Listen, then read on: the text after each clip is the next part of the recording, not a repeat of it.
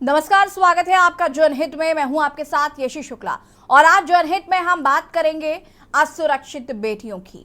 योगी सरकार भले ही महिलाओं बेटियों की सुरक्षा के लिए लाख प्रयास कर रही हो, लेकिन बावजूद इसके स्थानीय प्रशासन महिलाओं की सुरक्षा में नाकाम साबित हो रहा है। दिन ब दिन बच्चियों के साथ छेड़छाड़ और बलात्कार की खबरें आती रहती हैं, जिससे साफ जाहिर है कि स्थानीय स्तर पर अपराधियों और मंचलों पर ना तो पुलिस का खौफ है और ना ही इन पर अंकुश लगाया जा रहा है। यही कारण है कि समाज में बेटियां और महिलाएं अपने आप को असुरक्षित महसूस करने लगी हैं। ऐसे ही कई मामले फिर एक बार सामने आए जिन्होंने महिला सुरक्षा पर सवाल खड़े कर दिए। चंदौली के चकिया में स्कूल जा रही छात्रा के साथ दरिंदगी की गई। छात्रा को अगवा कर उसके साथ बलात्कार किया गया और अश्लील वीडियो बनाकर वायरल कर दिया गया। इस पर सीओ रघुराज चकिया का क्या कुछ कहना है, सुन लेते हैं।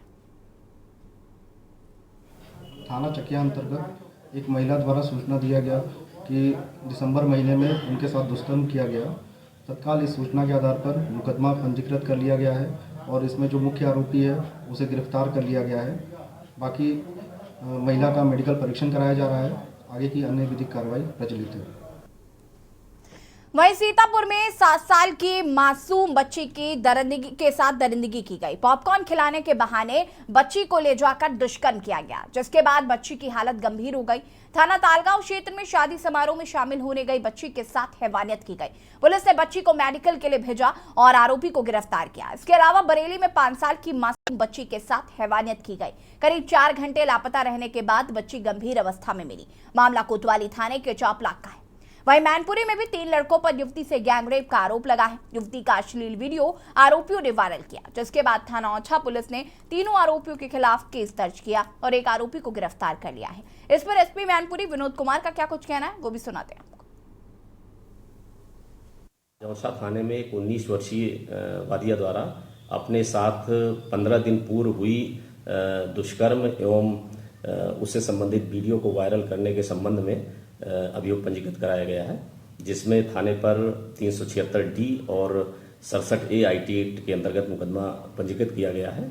इसमें घटना से संबंधित जो 3 आरोपी हैं उसमें से जो एक मुख्य आरोपी है विकास, उसको गिरफ्तार कर लिया गया है। पीड़िता का मेडिकल परीक्षण कराया जा रहा है और शेष जो अभियुक्त हैं उनकी गिरफ्तारी के प्रयास किए जा रहे हैं। कुल मिलाकर देखा जाए तो बच्चियां सुरक्षित नहीं रह गई हैं। उनके मन में असुरक्षा की भावना घर कर गई है। अभी हाल ही में मेरठ और राजधानी लखनऊ में भी ऐसी घटनाएं सामने आई थी, जहां शोधों के डर से छात्राओं ने डर की वजह से 10वीं की परीक्षा तक नहीं दी। गांव से परिवार पलायन को मजबूर हो गया था। इस तरीके की घटनाएं आए दिन देखने को मिलती हैं। सूबे में प्रशासनिक अमला जो है वो कितना नाकाम है, कानून व्यवस्था कितनी ज्यादा लचर हो गई है, इसको लेकर समय समय पर लोग सवाल उठाते आए हैं। यहां तक कि विपक्षी दलों के भी कई नेताओं ने कानून व्यवस्था को लेकर सवाल उठाए। सवाल ये है कि आखिर जब बड़े बड़े दावे किए जाते हैं, बड़ी बड़ी बातें की जाती हैं, आए दिन हम सुनते हैं कि महिलाओं के लिए महिला हेल्प डेस्क जो है वो काम कर रही है, महिलाएं टोल फ्री नंबर पर कॉल कर सकती हैं, महिलाएं रात के 12 बजे सड़कों पर घूम सकती हैं। लेकिन ऐसी घटनाएं जब सामने आती हैं तो पता चलता है कि ये सभी दावे धरातल पर खोखले हैं। आज भी बच्चियां स्कूल जाने से डर रही हैं। छोटी छोटी बच्चियां हैवानियत का, हवस का शिकार हो रही हैं। आखिर इन घटनाओं के बढ़ने की वजह क्या है? क्या पुलिस का खौफ नहीं रह गया है इन दरिंदों में? क्या पुलिस अपना काम नहीं कर रही है? तमाम सवाल यहां पर खड़े होते हैं। आज हम इसी पर बातचीत करेंगे और इस मसले पर आपकी क्या राय है वो भी आप हमें दे सकते हैं कॉल करके। टीवी स्क्रीन पर नीचे नंबर दिए हुए हैं, आप हमें कॉल कर सकते हैं, इस मसले पर अपनी राय दे सकते हैं। उससे पहले हमारे साथ सीमा त्यागी जी वुमेन एक्टिविस्ट हैं जो कि दिल्ली से जुड़ चुकी हैं। अंजू प्रजापति जी सदस्य महिला आयोग लखनऊ से हमारे साथ जुड़ चुकी हैं। शानू कुमार संवाददाता बरेली से हमारे साथ जुड़ चुके हैं। अश्विनी मिश्रा हमारे साथ जुड़ चुके हैं चंदौली से। अबरार अली सीतापुर से। चंद्रजीत सिंह मैनपुरी से जुड़ चुके हैं। हम अपने गेस्ट का रुख करें उससे पहले संवाददाताओं के पास जाना चाहेंगे और उनसे इस पूरी घटना को लेकर जानकारी लेते हैं। सबसे पहले शानू आपके पास आती हूँ। बरेली की जो घटना है उस पर क्या कुछ अपडेट अभी तक मिल पाए हैं और बरेली में इस तरीके की घटनाएं क्यों हो रही हैं? क्या इसको लेकर किसी तरीके का मंथन किया गया है?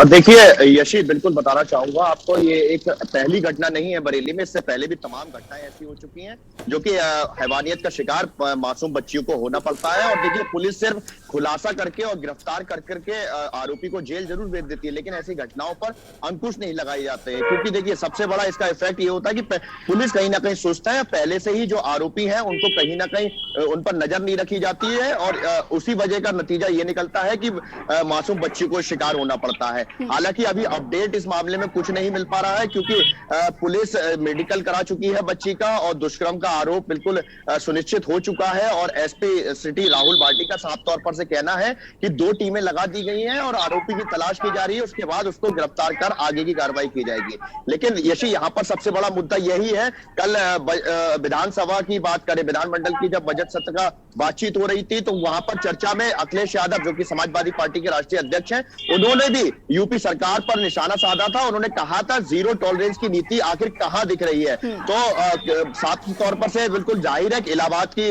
बात करें, वहां पर इस बुरी तरीके से हत्याकांड हुआ तो कहीं ना कहीं पुलिस का रवैया ढीला रहा, और अब जो है इस तरीके से ये वारदात सामने आई है, मासूम बच्चियों के साथ रेप की घटनाएं हो रही है, हैवानियत की जा रही है और पुलिस अंकुश नहीं लगा पा रही है। तो बड़ा सवाल है कि आखिर जो यूपी की गवर्नमेंट है, योगी सरकार है, वो जीरो टॉलरेंस की बात कर रही है, लेकिन वो उसका कहीं ना कहीं नजर होता हुआ नहीं दिखा रहा है। तो तमाम ऐसे सवाल खड़े हैं यूपी सरकार पर, लेकिन इस पर कैसे उसकी जो यूपी सरकार की योगी की पुलिस है वो कैसे रोक लगा पाएगी, ये बड़ा सवाल है। लेकिन देखना होगा कि किस तरीके से इसको बेहतर प्रयास किए जाएंगे, किस तरीके से मंथन किया जाएगा।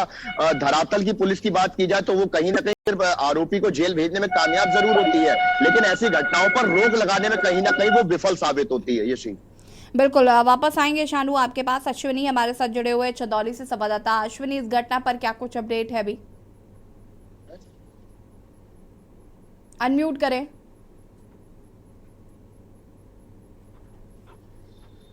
अश्विनी, अनम्यूट करें खुद को। बरेली कोतवाली। हेलो जी जी, कंटिन्यू करें। आवाज आ रही है? जी जी, मैं बताना चाहूंगा कि ये मामला चकिया थाना का है। ये दिसंबर का मामला है। एक छात्रा है, उसको 3 लोग हायर करते हैं और ले जाते हैं और पहले से ही मोबाइल रख करके गोपनीय तरीके से उसका अश्लील वीडियो बनाते हैं, जबकि लड़की को मालूम नहीं है।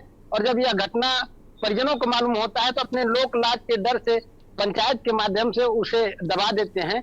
लेकिन बीच में उसके बाद भी सैदुपुर चौकी इंचार्ज के यहाँ भी लोग गए लेकर के, लेकिन इसमें पुलिस ने कहीं न कहीं मिली भगत थी और चौकी इंचार्ज इस मामले को दबाने की पूरी कोशिश की और परिजनों को न्याय नहीं मिल पाया। जब यह मामला 4-5 दिन पहले वीडियो वायरल हुआ, वीडियो इतना गंदा था कि कोई देख भी नहीं सकता उस वीडियो को। जब वायरल हुआ तो एसपी ने संज्ञान लिया और तत्काल मुकदमा दर्ज करके दोषियों पर कार्रवाई की गई। एक व्यक्ति को तत्काल गिरफ्तार कर लिया गया और चौकी इंचार्ज को लाइन हाजिर कर लिया गया।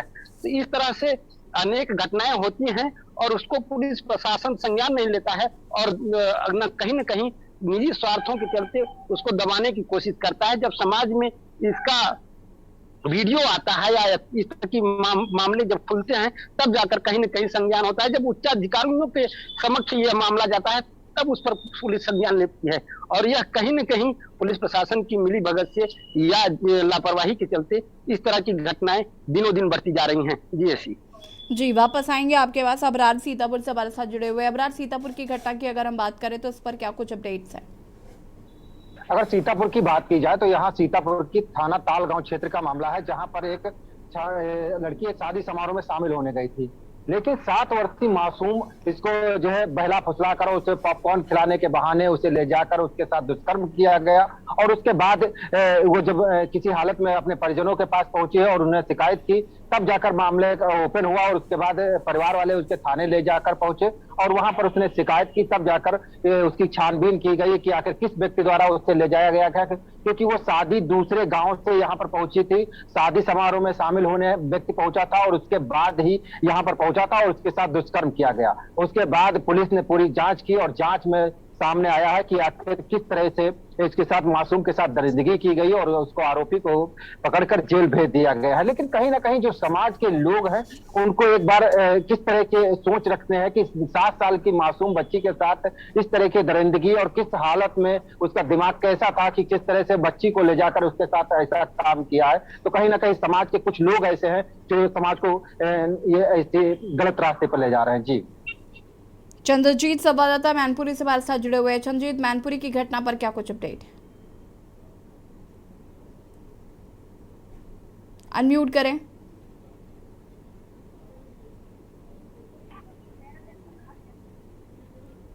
देखिए, ऐसी आपको बता दें, ये पूरा मामला औंचा क्षेत्र का है, जहाँ पे एक युवती है जिन्होंने 3 युवकों पर गैंगरेप का आरोप लगाया और उसका आरोप ये है कि ये शौच जाते समय इन लोगों रास्ते में उसको रोका है और इसके बाद तीनों लोगों ने इसके साथ सामूहिक दुष्कर्म किया है। इसके बाद 20 दिन का ये पहले का मामला था। इसके बाद जो आरोपी है उन्होंने युवती का वीडियो वायरल कर दिया। बाद में जानकारी होने पर पीड़िता ने पुलिस में तहरीर दी है, जिसमें एक आरोपी को फिलहाल गिरफ्तार कर लिया गया है और वहीं दूसरी जो शेष 2 आरोपी हैं उनको पुलिस गिरफ्तार करने का प्रयास कर रही है। वहीं आपको एक जानकारी ये भी बता दूं, ये दूसरी घटना है। इससे पहले भी 17 फरवरी को एक नाबालिग युवती के साथ घर में घुसकर दुष्कर्म की घटना को अंजाम दिया गया था, जिसमें एक आरोपी को गिरफ्तार भी किया गया था और इस आरोपी को गिरफ्तार करके जेल भेजने की कार्रवाई पुलिस द्वारा की गई थी। जी ठीक है, तायरा हसन जी भी हमारे साथ जुड़ चुके हैं, सामाजिक कार्यकर्ता है। बहुत बहुत स्वागत है तायरा जी आपका भी। और शुरुआत में यहाँ पर माफ़ कीजिएगा, अंजू प्रजापति जी से करना चाहूँगी, जो कि महिला आयोग की सदस्य भी हैं। और मैं आपसे जानना चाहूँगी अंजू जी, महिलाओं के लिए हैं जहाँ पर कहा जाता है कि महिलाएं सुरक्षित हैं, जहाँ पर कहा जाता है कि बेटियाँ रात के 12 बजे भी घर के बाहर निकल सकती हैं, उस सूबे में इस तरीके की घटनाएं सामने आना शर्मनाक है। क्या कहना चाहती हैं? एग्जैक्टली इस तरह की घटनाएं आना शर्मनाक है, लेकिन अब ये नहीं कह सकते हैं कि घटनाएं कम हो रही हैं, क्योंकि घटनाएं जो आती हैं इससे पहले भी घटनाएं हुई हैं, उन घटनाओं में कार्रवाई भी हुई है। ये घटनाएं आई हैं और ऑब्वियसली इस पे कार्रवाई होती है, लेकिन कहीं ना कहीं साक्ष्य मौजूद नहीं होते हैं या कहीं प्रशासन की ढिलाई कह सकते हैं या उन तक पहुंच नहीं है जो इस घटना को अंजाम दे रहे हैं। तो प्रशासन इसके लिए जिम्मेदार है और प्रशासन अगर सक्रिय होता है तो इस तरह की घटनाओं को कम किया जा सकता है। अवेयरनेस की जरूरत है।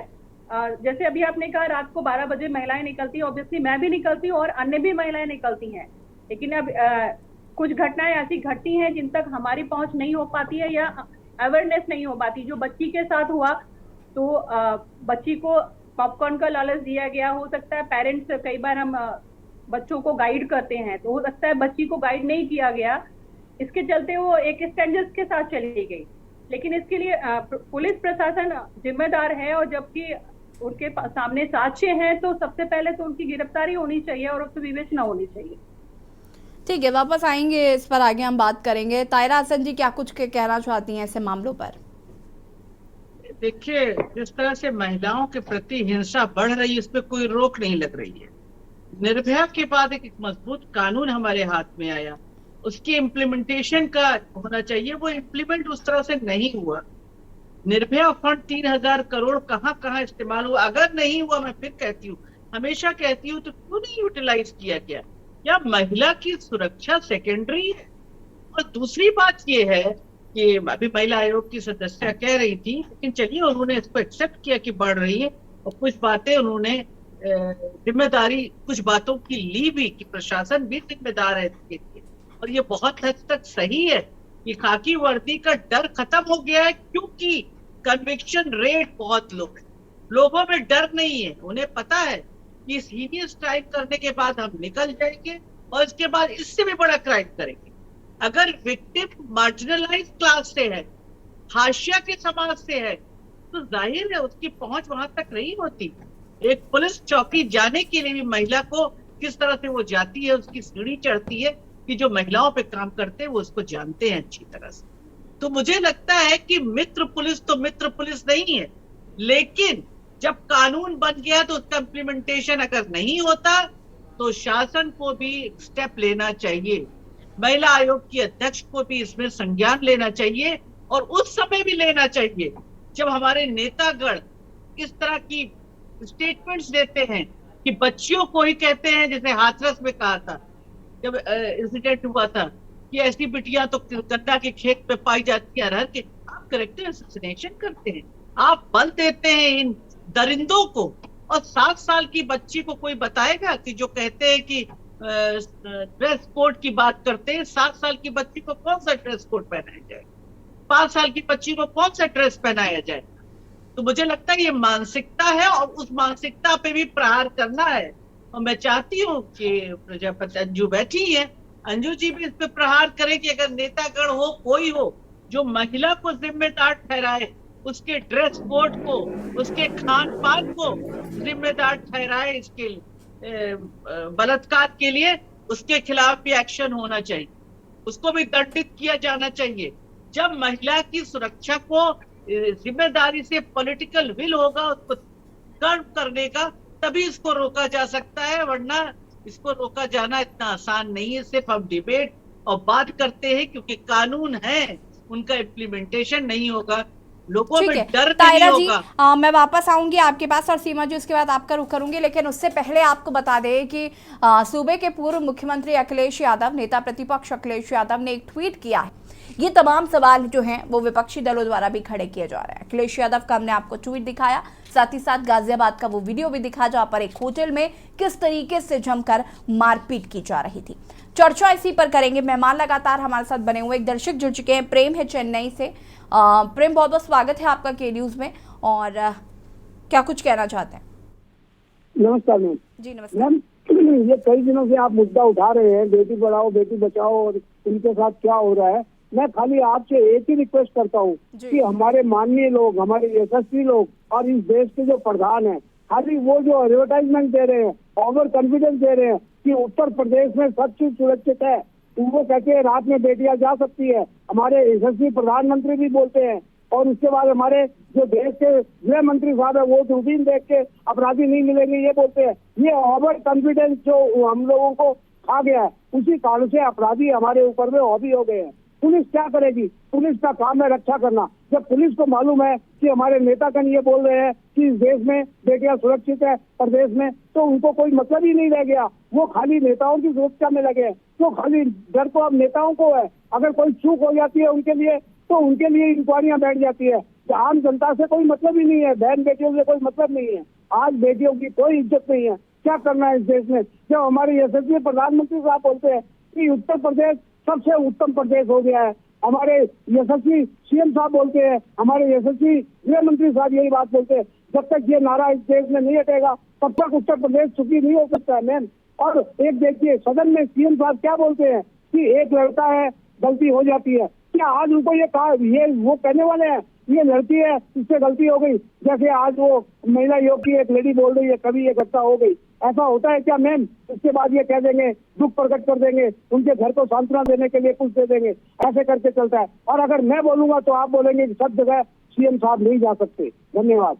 बहुत बहुत शुक्रिया कॉल करने के लिए, और लगातार टीवी स्क्रीन पर नंबर फ्लैश हो रहे इस मुद्दे से जुड़ी यदि आपकी कोई भी राय हो तो आप हमें कॉल कर सकते हैं। चर्चा लगातार हम इसी पर कर रहे हैं, और मैं यहाँ पर सीमा जी का रुख करना चाहूँगी। सीमा जी, क्या कुछ कहना चाहती हैं? इस तरीके की जो घटनाएं लगातार सामने आ रही हैं, यूपी की कानून व्यवस्था पर सवाल खड़े हो रहे हैं, विपक्षी दल भी कानून व्यवस्था पर सवाल खड़े हो रहे हैं। इस तरीके की घटनाएं जो सामने आ रही हैं एक के बाद एक, कहीं ना कहीं कानून व्यवस्था की इसमें एक अहम भूमिका नजर आ रही है।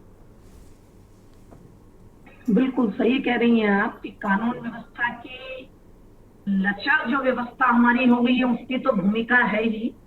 अगर एक दूसरा पहलू भी हम देखें, और हमें सबको सीरियसली ये सोचना पड़ेगा, और जो अपने आप को देश के निर्माता कहते हैं उनको तो जरूर सोचना पड़ेगा कि ये समाज की विकृति बनती जा रही है। हम पढ़े लिखे होने के साथ साथ हम ज्यादा डेवलप्ड हो रहे हैं, हम विकास की तरफ बढ़ रहे हैं, और हम नारियों के प्रति अत्याचारों में भी बढ़ोतरी कर रहे हैं। चाहे हम उसको 6 महीने की बच्ची कह दें, चाहे 2 साल की बच्ची कह दें, चाहे 60 साल की महिला कह दें, और हम इस पर पर्दा नहीं डाल सकते कुछ भी कहकर कि नहीं ऐसा हो गया ऐसा हो गया।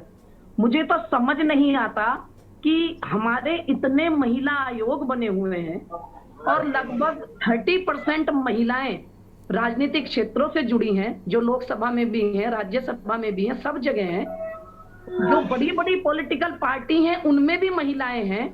सारी महिलाएं मिलकर इस मुद्दे के ऊपर आवाज क्यों नहीं उठाती कि महिलाओं के खिलाफ अत्याचारों पर सरकारें सेंसिटिव कब होंगी, कब प्रायोरिटी होगी, ये कब इसको हम प्राथमिकता बनाएंगे कि महिलाओं के खिलाफ जीरो टॉलरेंस पॉलिसी वास्तव में है या सिर्फ विज्ञापन देने के लिए, भाषणों में देने के लिए या चैनल पर बैठने के लिए ही है। अभी आपके एक संवाददाता से मैंने सुना, उसने कहा कि मैनपुरी में जो घटना हुई, सच्चाई कितनी है ये तो आप लोगों के माध्यम से पता चलेगा।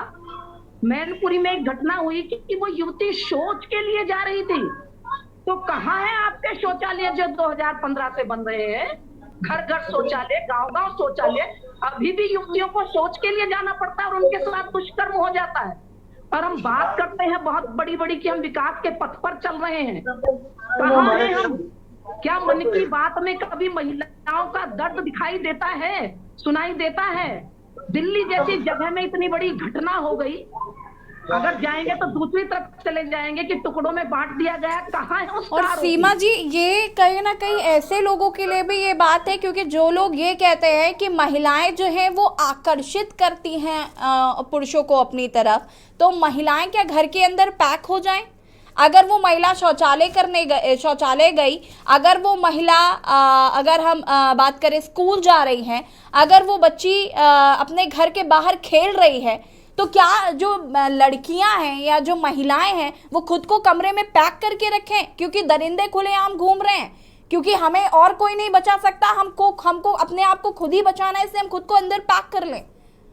मुझे तो समझ में नहीं आ रहा है कि किस तरीके की बयानबाजी होती है। मुलायम सिंह यादव ने एक बार कहा था कि लड़के हैं, गलतियां हो जाती हैं। अभी कानपुर देहात की एक घटना सामने आई जहां पर प्रतिभा शुक्ला के पति कह रहे हैं कि महिलाओं के अंदर आग लगाने की टेंडेंसी होती है। लोग ऐसे कहते हैं, जो पुरुष ऐसे कहते हैं, मेरे ख्याल से उन पर रासुका लगाने का विचार क्यों नहीं आता, ना मुख्यमंत्री जी को ना प्रधानमंत्री जी को। नकल करने वाले बच्चों पर रासुका लगाने का आता है। क्या इसके पीछे ये रीजन नहीं है कि बलात्कार के जो आरोपी हैं उनको छुड़वाने के लिए सरकार एड़ी चोटी का जोर लगा देती है और जब उनको छुड़वा लिया जाता है तो उनको मालाओं से स्वागत किया जाता है? क्या ये सच्चाई नहीं है कि हमारे सदनों में ऐसे लोग बैठे हैं जिनके ऊपर बलात्कार के मुकदमे चल रहे हैं? क्या ये सच्चाई नहीं है कि जिस राम रहीम को इस संगीन जुर्म में अंदर भेजा गया उसको 2-2 साल की पैरोल पर सरकार छोड़ रही है? क्या इन सब से समाज में उदाहरण नहीं जाता?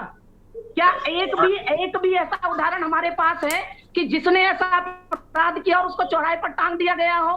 नहीं है ना। जब बलात्कारियों को खुद संरक्षण सरकारें देती हैं, चाहे कोई सी भी सरकार है। हमारे साथ जुड़ चुके हैं, बहुत बहुत स्वागत है मनोज यादव जी आपका भी। और मनोज जी, सबसे पहले मैं आपके पास आऊं, उससे पहले मैं अनीता जी के पास जाना चाहूंगी। अनीता जी, क्या कुछ कहना चाहती हैं? 4 घटनाएं जिनका जिक्र हम आज कर रहे हैं, चंदौली, मैनपुरी, बरेली, सीतापुर, और अभी हाल ही में मेरठ की एक घटना सामने आई थी जहां पर शोधों के छेड़छाड़ की वजह से एक छात्रा 10वीं के एग्जाम दे नहीं रही है। लखनऊ से ऐसी एक घटना सामने आई। 4 घटनाएं यहां पर आज देखने को मिली कि मासूम बच्चियों को यहां पर अपनी हवस का शिकार बनाते हुए लोग नजर आ रहे हैं। कानून व्यवस्था की बात करी जाती है, जीरो टॉलरेंस नीति की बात करी जाती है, महिलाओं की सुरक्षा की बात की जाती है, बेटी बचाओ बेटी पढ़ाओ कहा जाता है, उसके बाद आज बेटियों की ये दुर्दशा है सूबे की। देखिए, आप ये पहले अगर ये आप देखेंगे पहले की सरकार वाकई में क्राइम को बहुत कम किया गया है। माफिया काफी अंदर हो चुके हैं और काफी क्राइम में कमी आ चुकी है। और अभी एक मोहतरमा जो कह रही थी कि उनको सजा क्यों नहीं दी जाती है, इनको शायद ये नहीं मालूम है कि कानून अपना काम करता है, सरकार अपना काम करती है, न्यायालय अलग है। जो राम रहीम की बात करती है उनको सरकार ने नहीं छोड़ा है, न्यायालय द्वारा बात होती है। इनको शायद पता होना चाहिए कि न्यायालय की अलग प्रक्रिया होती है, सरकार अलग, शासन और प्रशासन अलग अलग होते हैं। ये सब ये नहीं कि जो सरकार सब चीज चलाती है, इनको शायद समझ होनी चाहिए। और जो इस समय बड़ी दुहाई दे रही है कि उनको छोड़ दिया गया, उनको ये कर दिया गया, ये वो कोर्ट तय करता है, न्यायालय तय करता है, कानून अपना काम करे। बाकी जहाँ तक रही माफियों की और गुंडों की बात, वो सरकार ने काफी उसमें लगाम दी है। पहले लड़कियां पढ़ने नहीं जा पाती थी स्कूल में, घरों में बैठ जाती थी लड़कियां, पढ़ना बंद हो और गई थी आज गाँव में। लड़कियां पढ़ना चाहती नीता जी, लेकिन इन शोधों की वजह से 10वीं का एग्जाम नहीं दे पा रही हैं। ये तस्वीर है। बदलाव क्या हुआ नीता जी? मैं बदलाव पूछ रही हूँ, आऊंगी मैं तायरा जी इसके बाद आपके पास। बदलाव ही बता रही। पहले लड़कियां स्कूल नहीं जा पाती थी, पढ़ नहीं पाती थी। आज लड़कियां स्कूल जा रही है, पढ़ रही है। आज लड़कियां रात में भी निकल रही है, दिन में भी निकल रही है। मैं ये नहीं कहती कि बिल्कुल क्राइम खत्म हो गया, लेकिन हाँ बहुत कुछ सुधर गया है, काफी कम हो गया है। अब 0 टॉलरेंस पे हम पूरी बात करते हैं। वाकई में आने वाले समय में आपको दिखेगा कानून का राज दिखेगा। इस समय कानून ठीक है अनीता जी, मैं वापस आऊंगी आपके पास। अब हमारे साथ बने रहिए मनोज जी, इसके बाद आपका रुख करूंगी मैं। चर्चा में आप सभी हमारे साथ बने रहिए, चर्चा को आगे बढ़ाएंगे। जनहित में आज हम बात कर रहे हैं असुरक्षित बेटियों की। कानून व्यवस्था जो कि पूरी तरीके से लचर हो चुकी है और आए दिन क्राइम जो है वो बढ़ता जा रहा है। रुकेंगे छोटे से ब्रेक के लिए, जल्द हाजिर होते हैं। ब्रेक के बाद एक बार फिर से आप सभी का स्वागत है और जनहित में आज हम बात कर रहे हैं असुरक्षित बेटियों की और चर्चा इसी पर करेंगे। उससे पहले हमारे साथ एक दर्शक दिनेश यादव चंदौली से जुड़ चुके हैं। दिनेश जी बहुत स्वागत है आपका के न्यूज में और अपनी बात रख सकते हैं आप।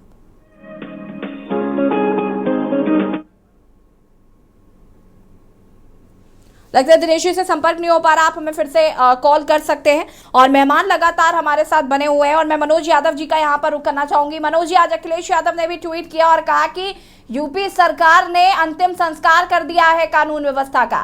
क्या कुछ कहना चाहते हैं? देखिए, मैं सबसे पहले आपके चैनल को बधाई देना चाहूंगा और बधाई इस बात की कि इकलौता एक चैनल है जिसपे मैं शायद लास्ट वीक भी मैं भी था, ताहिरा जी भी थे। हम लोगों ने एक मुरादाबाद का किसी जनपद का मुद्दा था, किसी बालिका को लेकर, उसमें हम लोगों ने डिबेट की थी। और दोबारा इस पूरे हफ्ते में आज संडे है और आज फिर अगर हम किसी महिला पे, किसी बालिका पे अपराध की अगर आज डिबेट कर रहे हैं तो वो के न्यूज है। इसके लिए के न्यूज को बधाई, शुक्रिया। लेकिन मैं ये बात जानना चाह रहा हूँ कि आप कौन सा लॉ एंड ऑर्डर सही कर रहे हैं उत्तर प्रदेश में? 526 थाने हैं और मैंने उस दिन ये बात गिनती करके बताई थी कि प्रतिदिन हर थाने में महिलाओं के साथ अत्याचार हो रहा है।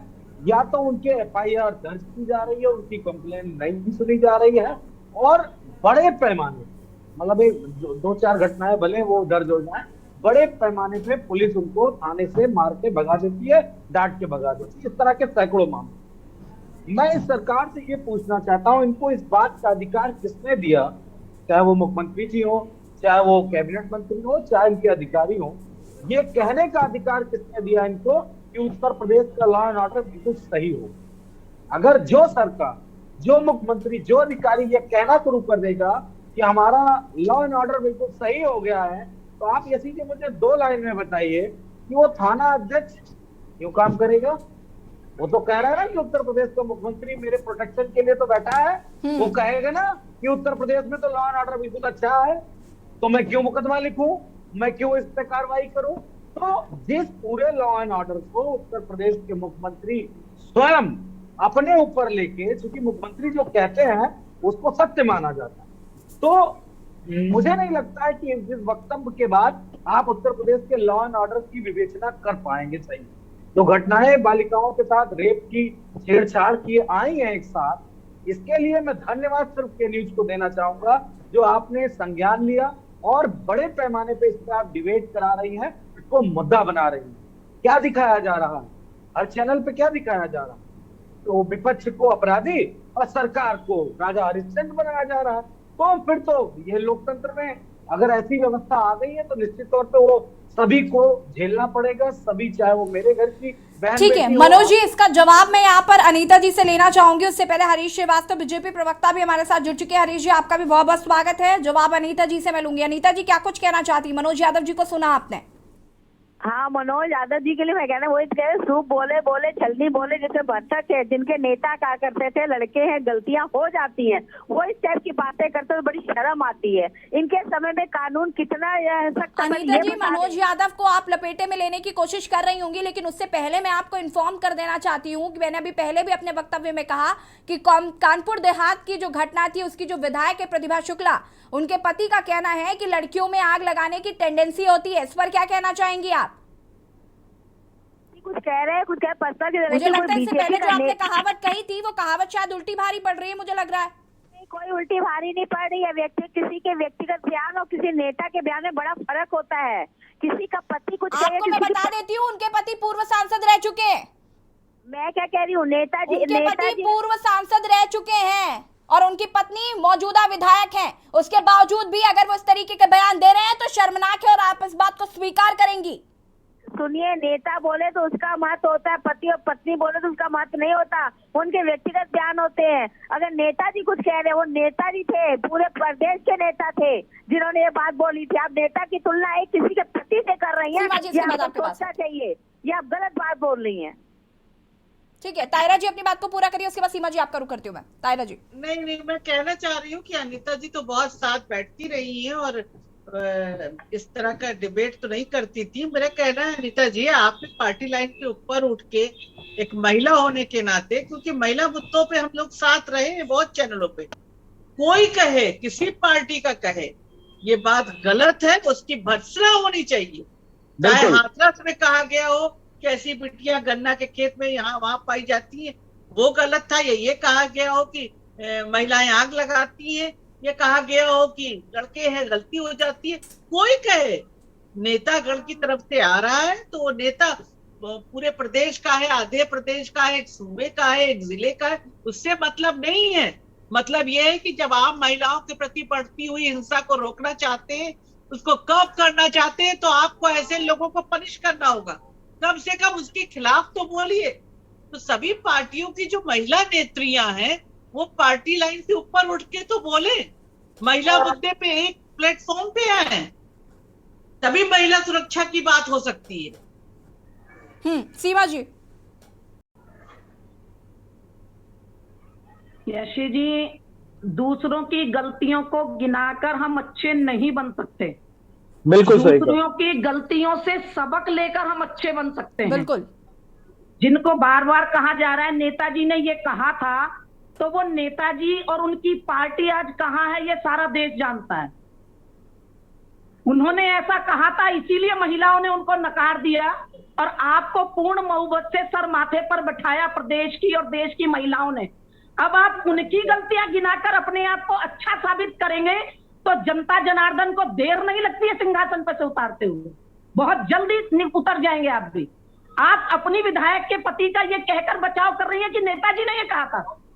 इतनी बुद्धिमत्ता का आपका इस तरह आपको ये नहीं पता, जिन नेताजी ने कहा था वो नेताजी आज हाशिए पर है, उनकी पार्टी आज हाशिए पर है। और आपकी विधायक अगर ऐसे बात को सपोर्ट कर रही है तो आपको कम से कम चाहे हो या ना हो, लेकिन एक महिला होने के नाते, सत्तारूढ़ पार्टी में शामिल होने के नाते शर्म महसूस करनी चाहिए और अपनी तरफ से ये कहना चाहिए कि ऐसी विधायक को तुरंत निष्कासित कर दिया जाए बीजेपी से। नहीं तो आपकी पार्टी की छवि भी वैसी ही बनती जा रही है जैसी पहली सरकारों की थी। आप सब समझते हैं, इस बात को बताने की आवश्यकता नहीं है। हम आधे से ज्यादा पैनल में महिलाएं हैं कि क्यों प्रदेश से सफाया हुआ दूसरी पार्टी का, प्रदेश से सफाया हुआ। आप उनकी गलतियों को गिनाकर अपने आप को अच्छा साबित करेंगे क्या? तो इलेक्शन तो हर 5 साल बाद आते हैं। आप ये क्यों नहीं कहते कि आपकी पार्टी के जो लोग ऐसी गलती कर रहे हैं उनको तुरंत निकाल बाहर कीजिए, और जो आपकी गलतियां बताने लगे, जो आपका ध्यान आकर्षण करने लगे कि आप गलत रास्ते पर हैं, तो आपका अहंकार आज इतना ऊंचा हो गया है कि आपको नहीं सुनाई देता। आवाज उठाने वाली महिलाओं के प्रति आप केस दाखिल कर रहे हैं। पुलिस रातों रात नोटिस भेजने के लिए भेज रहे हैं। पुलिस वहां नजर नहीं आती जहां अपराध हो रहा है, वहां पुलिस गायब हो जाती है, वहां मैनेज चीजें होने लगती हैं। लेकिन अगर कोई प्रदेश की कुव्यवस्थाओं की तरफ आपका ध्यान आकर्षित करना चाहता है तो आपकी पुलिस तुरंत एक्टिव होती है और उनके घरों पर आप नोटिस भेजना शुरू कर देते। तो इन सब चीजों को छोड़ दीजिए। वापस आती हूँ आपके पास। हमारे साथ एक दर्शक है नीरज जी, चंदौली से जुड़ चुके हैं, और अनीता जी इसके बाद आपके पास आऊंगी मैं, और हरीश जी भी हमारे साथ चूंकि जुड़े हुए हैं, इनका भी रुख करूंगी मैं। नीरज जी अपनी बात को पूरा करिए, बहुत बहुत स्वागत है आपका के न्यूज में। जी धन्यवाद। मैं भाजपा के प्रवक्ता हरीश जी से जानना चाहता हूँ कि सरकार कह रही थी कि बढ़े बेटियां, लेकिन आज पिछले 2 महीने से प्रदेश का जो ग्राफ है वो महिलाओं के प्रति आपराधिक ग्राफ जो है बढ़ता चला जा रहा है। सरकार क्या कर रही है, मेरा सीधा सवाल है। आज एक लोक गायिका नेहा सिंह राठौर ने सरकार के इसी नीतियों पर अपनी लोकगीत के माध्यम से प्रहार किया। तो सरकार ने उसको नोटिस भेज दिया। ये कहाँ का न्याय संगत कार्रवाई हुई है? इस पर सरकार के प्रवक्ता और भाजपा के प्रवक्ता से मैं चाहूंगा कि खुलकर अपना पक्ष रखें। बहुत बहुत शुक्रिया कॉल करने के लिए। हरीश जी, क्या कुछ कहना चाहते हैं? जनता का सवाल सीधे आपसे।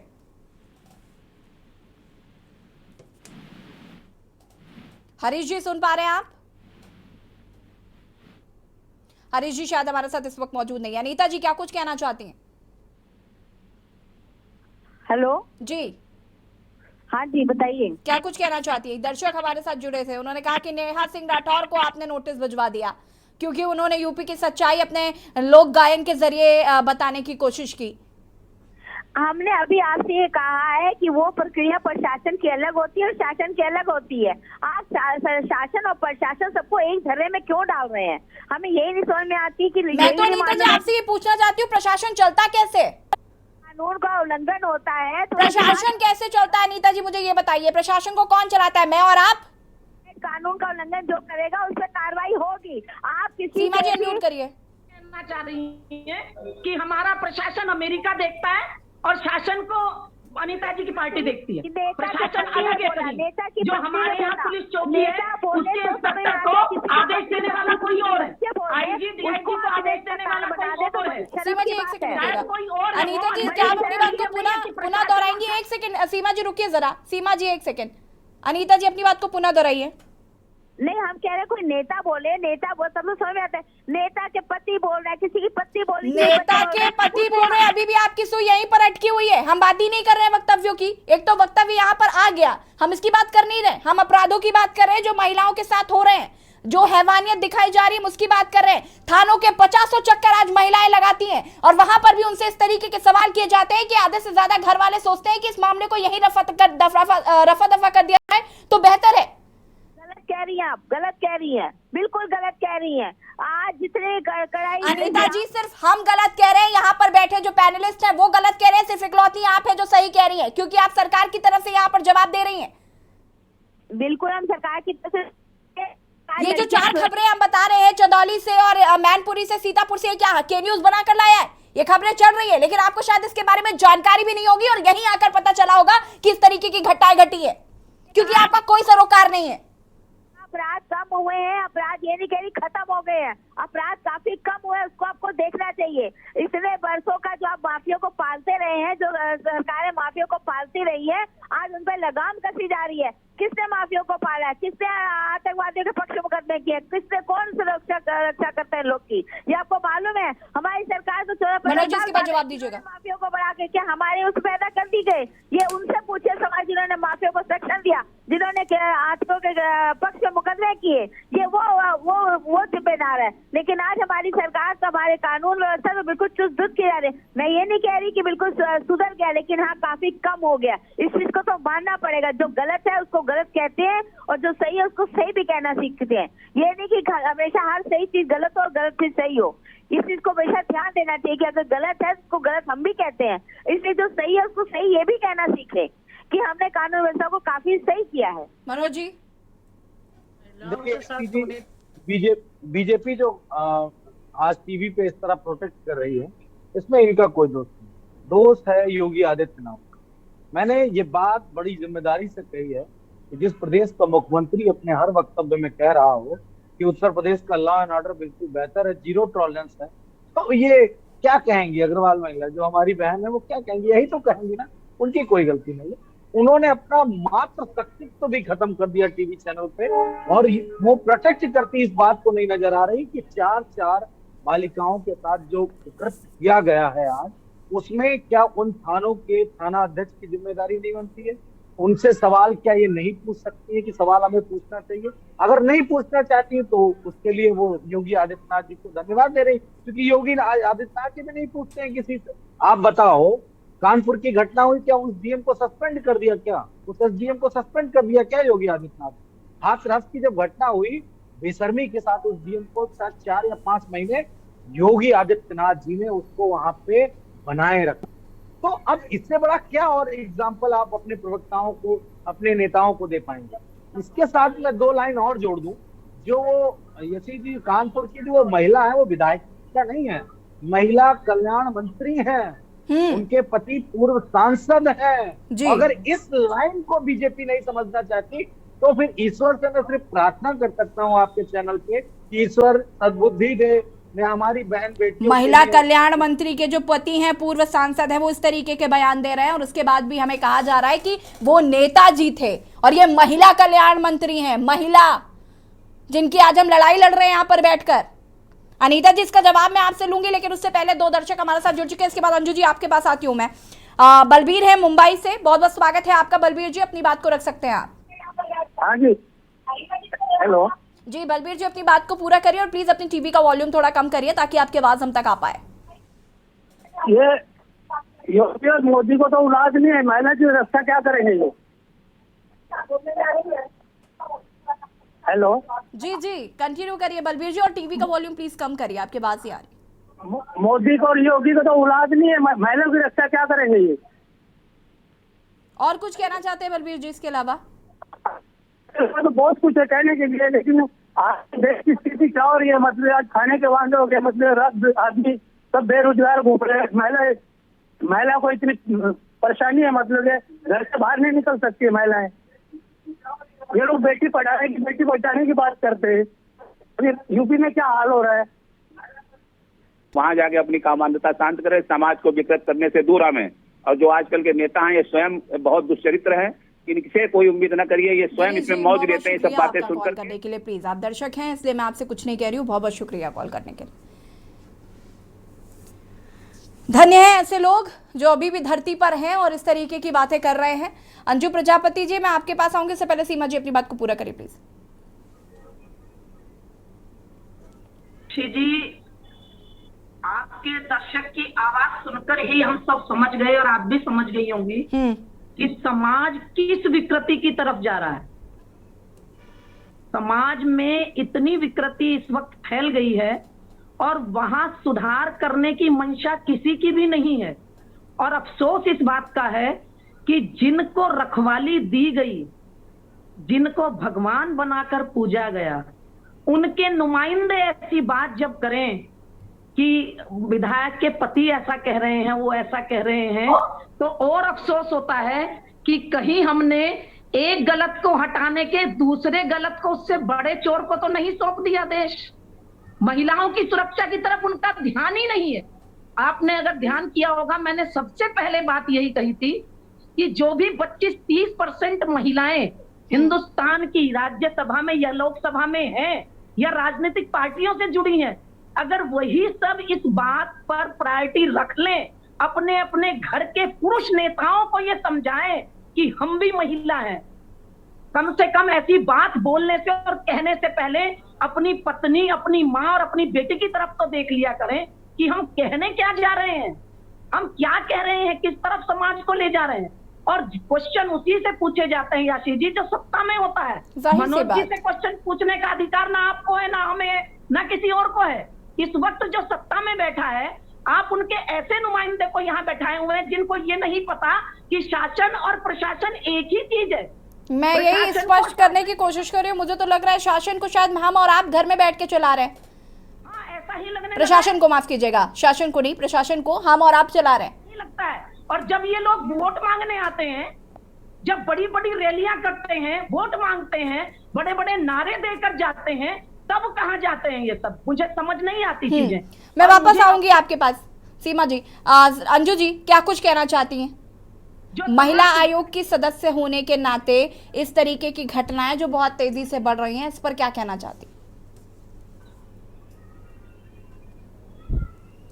अंजू जी बताएं। महिला आयोग की सदस्य होने के नाते क्या कहना चाहती? महिलाओं के लिए क्या किया जा रहा है? ये जो आयोग बनाया गया है, जो आप सदस्य हैं, उसका क्या मायने है, इसका क्या इस्तेमाल है अगर ये सब हो रहा है हमारे साथ आज? महिला आयोग तो बनाया इसीलिए गया था कि महिलाओं के प्रति जो इस तरह के अन्याय हो रहे हैं, अन्याय कम हो या तो ना हो, अगर कोई अन्याय होता है तो उनको त्वरित न्याय मिले, जो उनके साथ इस तरह से ज्यादती करने वाले हैं उनको सजा मिले।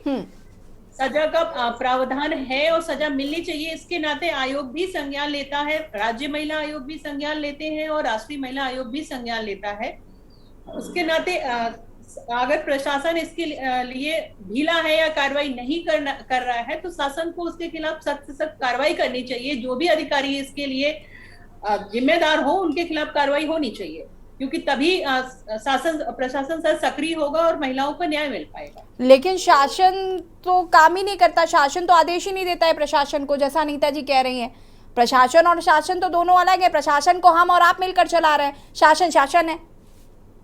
नहीं, अब शायद ये अनीता जी को जानकारी नहीं है या वो अपनी बातों में भूल गई हैं कि शासन और प्रशासन एक ही उसका हिस्सा है, क्योंकि शासन ही प्रशासन को चलाता है। अच्छा हुआ आपने इस बात को बताया, मैं आगे इसको फॉरवर्ड करती हूँ, उस पर फिर आगे चर्चा करते हैं। तायरा जी, मैं आपसे जानना चाहूंगी यहाँ पर। जी जी बिल्कुल। देखिए, पहले तो मैं एक चीज कहना चाहती हूँ, जो मैंने अपना शुरू किया था स्टेटमेंट, कि हमें उस असॉल्ट करना है उस कल्चर पे जो प्रोटेक्ट करता है रेप कल्चर को।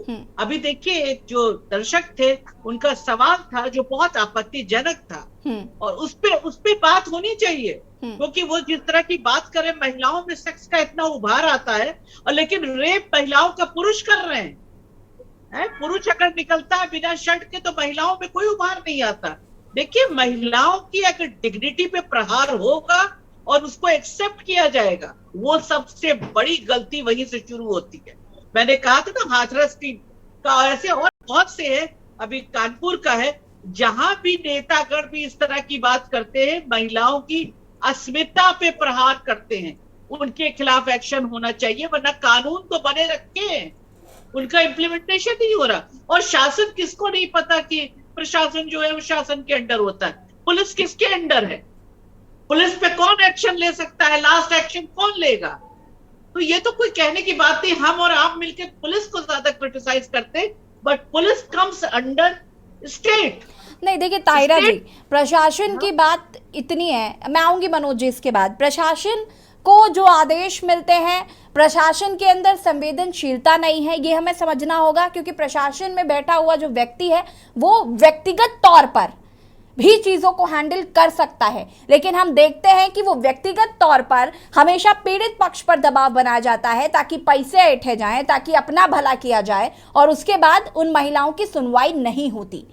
लेकिन सेंसिटाइजेशन प्रोग्राम निर्भया के बाद चलाने की बात थी, मॉड्यूल्स बने थे कि पुलिस पे ट्रेनिंग दी जाए, सेंसिटाइजेशन प्रोग्राम चलाया जाए। ये 2013 की बात है और आज तक कोई प्रोग्राम नहीं चला। तो जाहिर है पुलिस, मैंने पहले ही कहा था कि थाने में जाने से हमारी महिलाएं सीढ़ी चढ़ने से डरती हैं, कहती है मैडम आप चलिए, वो थाने की सीढ़ी नहीं चढ़ सकती हैं, माई बाप उनसे बहुत डरती हैं। तो आप बताइए, मित्र पुलिस, मैंने पहले अपने स्टेटमेंट में कहा, ये कैसी मित्र पुलिस है जो बलात्कारी के साथ खड़ी होती है और विक्टिम को अरेस्ट करती है, और कई बार बलात्कार में खुद हिस्सेदार बन जाती है। ऐसी मित्रता से शत्रुता बेहतर है, मुझे लगता है। मनोज जी, एक्शन कौन लेगा? मनोज जी कौन करेगा? यसी जी, इस सदी का सबसे विभत्स अगर कोई घटना थी तो वो बिल्किस बानो के साथ हुई। बिल्कुल। और उसमें लगभग 13-14 लोग दोषी थे। जिस सरकार के नेताओं ने उसके रेपिस्ट और हत्यारों को छुड़वा दिया, उस सरकार से हम क्या उम्मीद कर सकते हैं कि वो किसी महिला के सम्मान के लिए कोई कानून बनाएगी, अथवा उन महिलाओं के सम्मान के लिए जो पीड़िता हैं उनके लिए कोई ऐसी लाइन खींचेगी जिससे मैसेज चला। मैं उस दिन बड़ा आहत हुआ कि क्या कोई सरकार के अंदर इतनी बेशर्मी है। हम लोगों ने यूपीए की सरकार को, ताहिरा जी ने यूपीए की सरकार को कितना क्रिटिसाइज किया जब दिल्ली का वो केस होता है कि कितना विभत्स रूप देखने को मिला, लोगों ने कैंडल मार्च किया, लोग सड़क पे उतर आए, लेकिन शर्म आती है कि ऐसे लोग भी इस देश में हैं। आप हमारे नेता का कोई बयान एग्जाम्पली कह सकते हैं, हम विरोध नहीं करेंगे, वो उनका स्टेटमेंट था, किस पर्पज से उन्होंने कहा कि अब तो उस दुनिया में नहीं है ये, और नेताजी अब उनके बारे में मैं कोई जवाब भी अब नहीं देना चाहता। लेकिन कोई महिलाओं का अपमान करने का कोई ना कल था इंटेंशन हमारी पार्टी का, ना आज है। हम इतनी बात कहना चाहते हैं इस सरकार से कि अगर आप महिलाओं का सम्मान करते हैं तो आपको हर उस केस पे विवेचना करनी चाहिए कि क्या किया आपके अधिकारी ने। बिल्कुल, और इस पर ध्यान देना बहुत जरूरी है। सिर्फ ये कह देने से कि जीरो टॉलरेंस की नीति अपनाई जा रही है, कानून व्यवस्था बहुत सुधर गई है, इससे काम नहीं चलेगा। मनोज जी, चूंकि वक्त की बस कमी है इसलिए हमको, ठीक है, 10 सेकेंड है 10 सेकेंड है। आजमगढ़ का एक अधिकारी एक दलित महिला के लिए कहता है कि दलित महिलाएं तो सिर्फ मजा करने के लिए होती। क्या कार्रवाई की योगी आदित्यनाथ के जाबाज ईमानदार मुख्यमंत्री? कार्रवाई बहुत शर्मनाक। देखिए मनोज जी, ये हम सभी जानते हैं कि रेप बुर्का पहनने वाली महिला का भी हुआ है, साड़ी पहनने वाली महिला का भी हुआ है, स्कर्ट पहन के स्कूल जाने वाली बच्ची का भी हुआ है, और शॉर्ट ड्रेस पहनने वाली महिला का भी हुआ है। तो आज कपड़ों के नाम पर महिलाओं को जज करने वालों, सबसे पहले तो उनकी सोच पर शर्म आती है कि उनके घर की बेटियां सुरक्षित रहती भी हैं या नहीं। और दूसरी चीज ये कि हमें कहीं ना कहीं अपने नेताओं की जबान पर अंकुश लगाने की भी जरूरत है, जो इस तरीके के बयान देते हैं और लोगों को भड़काते हैं। आप सभी का बहुत बहुत शुक्रिया चर्चा में शामिल होने के लिए। और जनहित में आज बात कर रहे थे हम असुरक्षित बेटियों की, जहां पर लगातार कानून व्यवस्था पर सवाल उठ रहे हैं, विपक्ष लगातार सरकार पर निशाना साध रहा है, लेकिन जो प्रशासन है उसके कान में जू तक नहीं रेंग रही। जनहित में फिलहाल इतना ही, देखते रहिए के न्यूज़ इंडिया। नमस्कार।